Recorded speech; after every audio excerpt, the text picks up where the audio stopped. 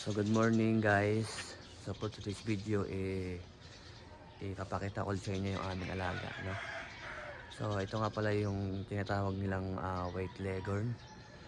So marami sa Pilipinas nito at ito ay nabibili lang kung saan saan, no?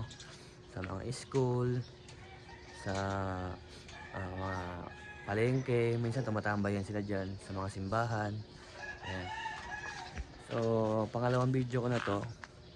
So ginawa ko siya ng video ngayon dahil 1 month na sila ngayon. So happy 1 month sa aming mga alagang white leghorn. So bihirang mabuhay yung ganito, lalo na kapag bata yung nag-aalaga. Pero ako nakapag-alaga na ako ng ganito. So siguro mga 4 na ganito na yung napalaki ko.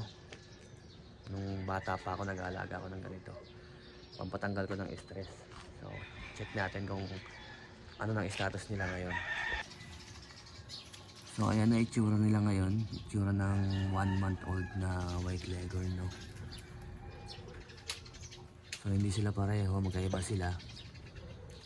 Itong isa may buntot at yung isa wala. Ayan. So ito na itsura ng 1 month old na white leghorn, no? So nabili namin to December 25 at ngayon ay January 25 na. Ayan. So I hope or parehas atang lalaki to dahil parehas sila may palong, no? Tsaka puro lalaki naman yung binibenta ng mga white leghorn.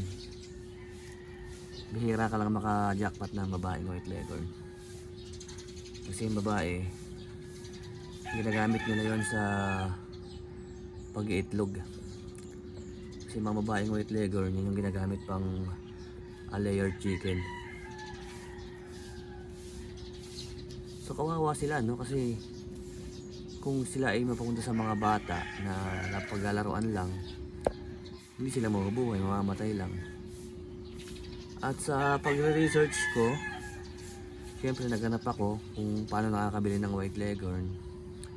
Ano pala to, parang may minimum 100 pieces pag bibili ka. 25 pesos ang isa or 15 pesos ang isa. Kaya yung mga siguro nagbebenta niyan, binibenta rin nila, tumutubo lang sila ng 10 pesos kasi ang benta niyan 25 25 to 30 pesos. So yun lang guys yung ating content sa araw na ito, no? Ito yung ating content na gagawin ngayon, kung paano sila mag-grow sa kanilang pagiging sisiw hanggang sa maging mga booster na sila, no? Mga rooster na sila. So yun lang, maraming salamat. At kung umabot ka sa video na ito, don't forget to like and subscribe. So malamig ang panahon ngayon. Bye bye.